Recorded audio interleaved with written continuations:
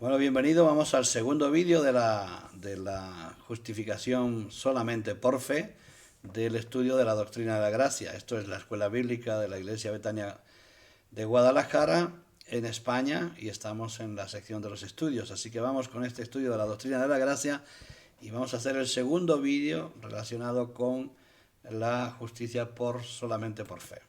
Lo dejamos en esta diapositiva y en esta diapositiva lo tomamos. En realidad, el apóstol Pablo nos asegura que la ley misma servirá como medida de justificación si el hombre pudiera guardarla. Es decir, Pablo nos dice, si usted puede guardar la ley, será justificado, será salvo. El problema está en que algunos creen que sí, y es por eso que todavía ignoran a Jesucristo y lo dejan aparte. Hay un pseudo cristianismo que exime a Cristo como el mediador, el redentor, y lo dejan aparte como si fuera posible ser justificados por el cumplimiento de la ley o como si fuera posible cumplir la ley, lo cual es una imposibilidad absoluta, porque el que peca en uno, peca en todos los demás. Por lo tanto, el apóstol Pablo nos hace esta referencia de que si algún hombre pudiera cumplir la ley, pues sería justificado, sería salvo, porque dice él que no son los oidores de la ley los justos ante Dios, sino los hacedores de la ley serán justificados. Romanos 2:13. El punto clave es que la gracia no consiste en que Dios cambió las condiciones de la salvación de algo que el hombre no pudo hacer, que fue guardar la ley, a algo que el hombre es capaz de hacer, que es poner a Cristo por medio, ¿no? La fe, como ya vimos en la sección anterior, es un don de Dios, no algo que el hombre suscita de su propia voluntad, no nace de él, es algo que Dios pone en aquel que ha de ser o recibir la justicia divina. Y el pecado nunca ha tenido la capacidad de creer, el pecador, perdón, nunca ha tenido la capacidad de creer, ni tampoco la capacidad para guardar la ley. Así que vamos a lo que vamos, es decir, que nuestra justicia y nuestra salvación depende única y exclusivamente de que Dios ha determinado hacerlo por medio de Cristo. Y nosotros por medio de Cristo recibimos esa bendición. En el punto C tenemos una pregunta más de estas retóricas. ¿Es pues la fe la base de nuestra justificación? Bueno, a riesgo de ser malentendido podemos contestar que no a esta pregunta. La fe no es la base de nuestra justificación. Prestemos atención. La justicia perfecta de Cristo es la base. La justicia perfecta de Cristo es la base. Y nuestra fe es la que nos lleva a esa base, a ese cimiento de nuestra justicia. La fe es simplemente la medida necesaria para recibir la justicia. Vamos a poner una ilustración, por ejemplo, ¿no? En el proceso de poner los cimientos para un edificio, nos puede servir el encofrado, es decir, la preparación para recibir la masa, nos representa a nosotros.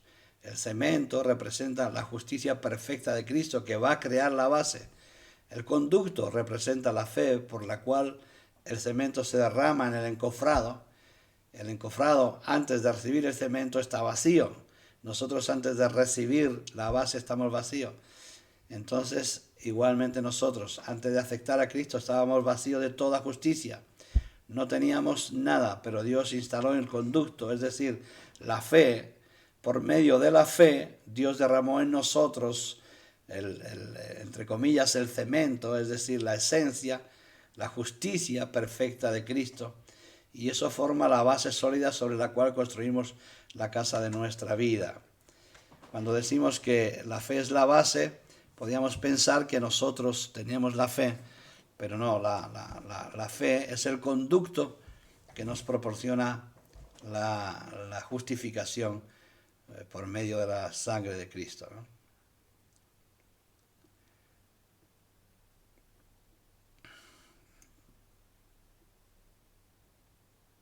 Vamos a ver, que creo que me pasó en alguno. Estábamos aquí, ¿no?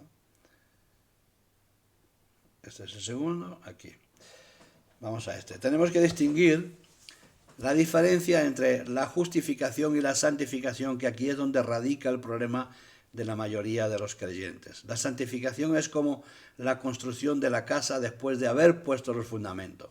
Los fundamentos de una salvación es la justificación y la edificación es la santificación. Así que es como la culminación de la casa, ¿no? La justificación o la santificación dura toda la vida, pero la justificación no es un proceso, es un acto divino hecho una vez para siempre en el creyente. Esto es muy importante que lo entendamos. Dios no nos justifica varias veces, no nos tiene que justificar, nos justifica una sola vez. Es un acto divino inmediato, hecho una vez y para siempre en el creyente al momento de su conversión a Cristo. Y nunca puede cambiar ni variar la justificación. Esto es obvio porque la justicia perfecta de Cristo, que forma la base de la justificación, no puede cambiar. La santificación, por el contrario, significa ser hecho justo, es decir, nuestra práctica cotidiana de la vida cristiana. Mientras que la justificación significa ser declarado justo, es decir, frente a las exigencias de la ley, hemos sido declarados justos, hemos cumplido la ley por medio de Cristo. Y al analizarlo se puede ver fácilmente porque algunos cristianos sienten inseguridad respecto a su aceptación frente a Dios. Y es porque confunden la diferencia entre la santificación y la justificación. Como la santificación nos proporciona una percepción de nosotros incompleta en un sentido, es por eso que podemos pensar que no hemos sido tampoco justificados. Así que hay una diferencia que la vamos a desarrollar, ¿no? El creyente que se justifica, que pone sus ojos en la santificación, imagina que su aceptación con Dios se basa en su nivel de santificación, en su nivel de santidad. Así experimenta inestabilidad emocional porque la santificación es variable. Hay momentos de una percepción mayor y momentos de una percepción menor de que nosotros estamos alineados correctamente con Dios, porque nos basamos en la santificación, en el proceso de nuestra vida.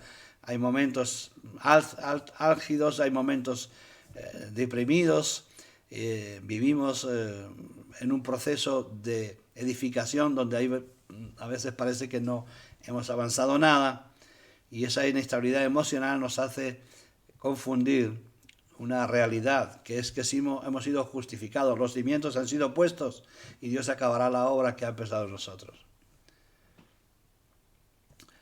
Así que esto es igual en el concepto de que el cristiano puede perder cada rato la salvación. Este concepto basa la salvación sobre el grado de santificación en el que estamos. Si he pecado, estoy fuera; si no peco, estoy dentro; si tengo una vida correcta, estoy fuera; si no, tengo dentro. Hay un proceso en la santificación, en el edificio, donde hay momentos en que parece que no hemos hecho nada. Quien ha estado construyendo algo, le puede ocurrir. En nuestra vida hay momentos que pensamos que no hemos avanzado nada, que no vemos la obra completa, ni la veremos hasta la venida de Cristo, hasta la segunda venida de Cristo. Entonces, no podemos valorar nuestra salvación con relación a nuestra santificación, porque cometeríamos un error tremendo. Así que este concepto basa la salvación, este concepto de la pérdida de la salvación, lo basa en el grado de santificación del creyente y no en la justificación como la Biblia enseña. Nosotros nos enseñan a mirar en el cumplimiento de la justicia por medio de la sangre de Cristo. Y sobre la base de la santificación es imposible tener la seguridad de la salvación en el tiempo en que vivimos aquí en la tierra, porque el fundamento es variable y relativo. Así que la justificación es un acto absoluto invariable. Por eso un gran apóstol no es más justificado que un nuevo nacido en Cristo. Claro, habrá una diferencia enorme entre ellos en el grado de santificación, entre un apóstol y uno que nació ayer, pues habrá una distancia en el proceso de santificación, pero no en el de justificación. Ambos han sido justificados. En el cielo no vamos a ser más justificados que lo somos ahora, pero más santificados sí que lo vamos a ser, pero no más justificados.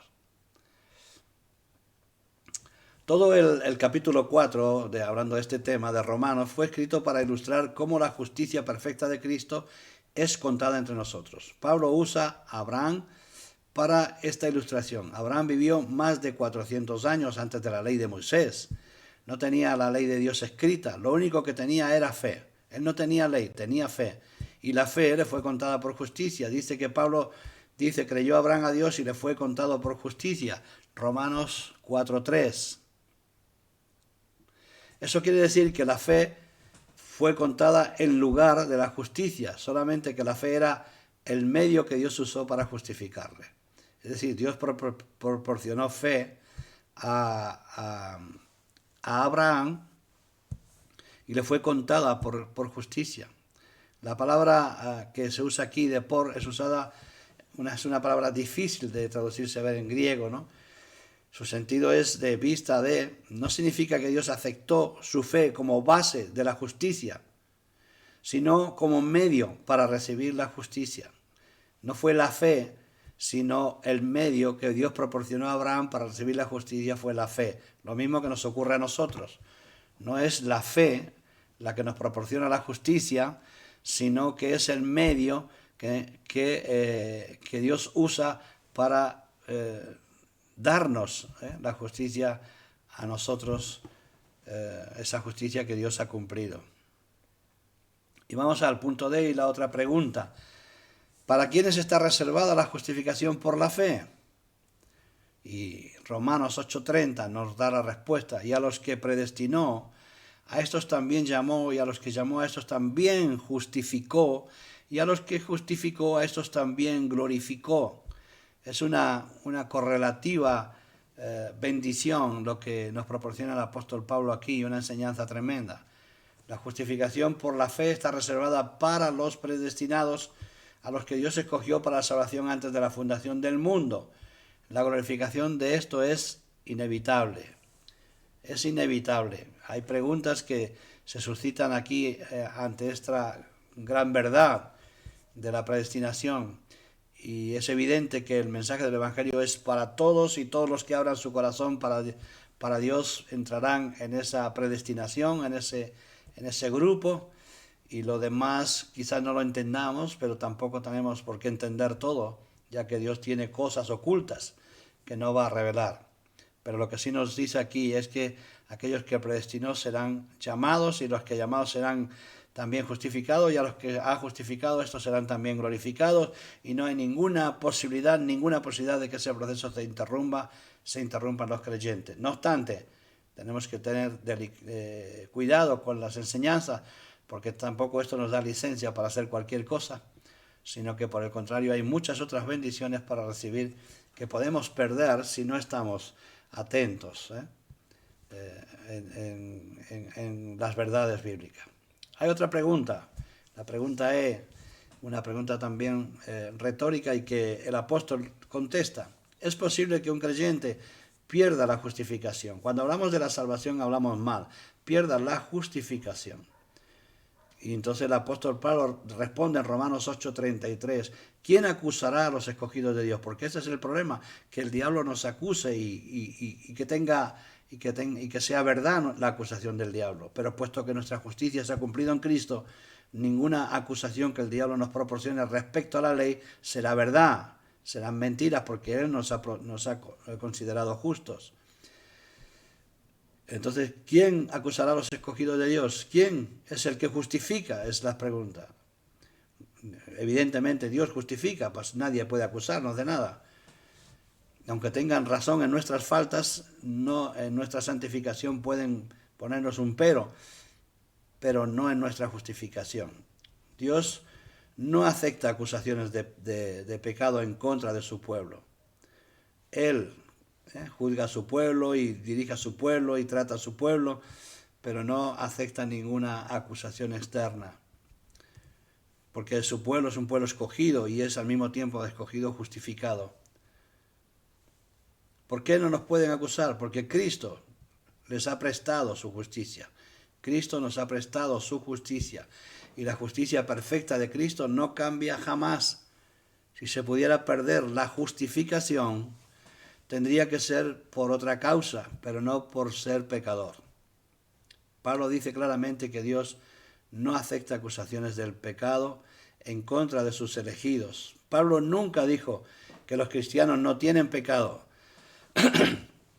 solamente que los rastros de corrupción que quedan en nosotros ha dejado de ser una causa de condenación. Entonces la pregunta F, ¿cómo venimos a ser amigos de Dios? De la misma forma que Abraham llegó a ser amigo de Dios justificado por la fe solamente, nosotros solamente vamos a ser amigos de Dios por haber sido justificados por la justificación solamente por la fe. Y aquí en estos últimos vídeos lo dejamos. Yo creo que queda claro que la justicia de Dios se aplica en nosotros por medio de Cristo. Él cumplió la ley, Él fue perfecto en su vivencia, perfecto en su muerte, y por lo tanto la justicia de Dios se aplica en nosotros por la fe, y el que esto hace, nace de nuevo del agua y del Espíritu, y su justicia es eterna, aunque su santificación va a tener un proceso largo y posiblemente difícil o duro, pero Jesús nos dice que fácil es su carga, fácil su yugo y ligera su carga, ¿no? Así que vivamos convencidos de que nuestra justificación es por causa de Cristo y no por causa nuestra en ningún momento. Bendiciones, y pasamos con esta clase al siguiente vídeo, que va a ser, evidentemente, y aquí lo tendremos en el principio de nuestra clase, de nuestro estudio de la doctrina de la gracia, la elección por gracia incondicional. Evidentemente, otro de los temas controversiales. Es muy curioso que el protestantismo nace de esa reforma protestante y de esos dogmas que se juntaron, yo que sé, todos los obispos de todas las iglesias de Oriente, de Occidente, y determinaron la doctrina de la gracia y determinaron la reforma protestante, y que hoy en día haya tantas controversias y tanta oposición a estas doctrinas elementales, esenciales, y que afirman la intervención divina y en la salvación de una forma absolutamente soberana, y que todavía es tan difícil de aceptar, quizás porque ponemos nuestra carne por medio, pero la palabra nos dice que es muy difícil, o que la carne no acepta las cosas de Dios. Así que bendecimos a aquel que esté escuchando ese mensaje, y le citamos para la próxima clase, que es la elección por gracia incondicional, en esta escuela bíblica de Betania, Guadalajara. Bendiciones y hasta el próximo vídeo.